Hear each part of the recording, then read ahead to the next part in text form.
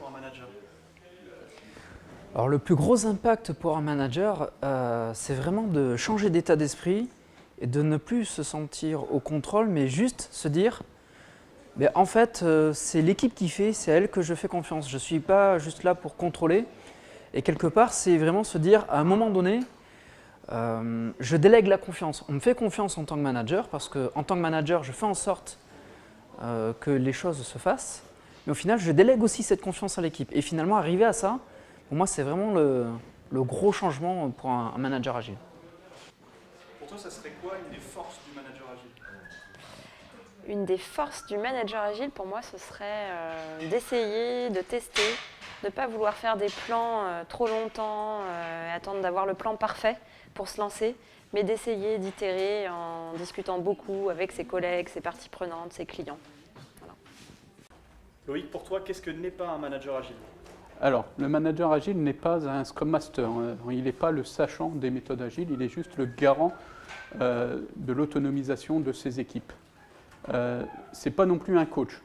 Contrairement au coach, le manager fait partie de l'organisation. Donc il a le devoir, un devoir de performance en fait, de ses équipiers.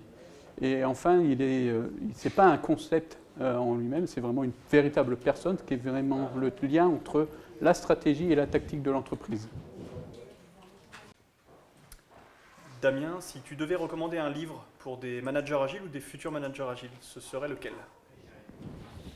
Alors, un livre pour les managers agiles, j'ai peut-être une idée. Où est-ce que c'est ça? Ah, c'est celui-là, merci beaucoup.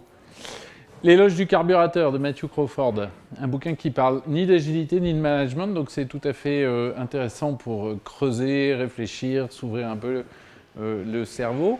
Matthew était penseur dans un think tank. Un jour, il a eu une grande crise existentielle. Il a tout plaqué pour ouvrir une boutique de réparation de motos. Et il se définit donc maintenant comme philosophe et réparateur de motos. Le bouquin parle du sens du travail. Quand je répare des carburateurs, c'est assez simple. Je sais exactement quand est-ce que j'amène de la valeur aux gens.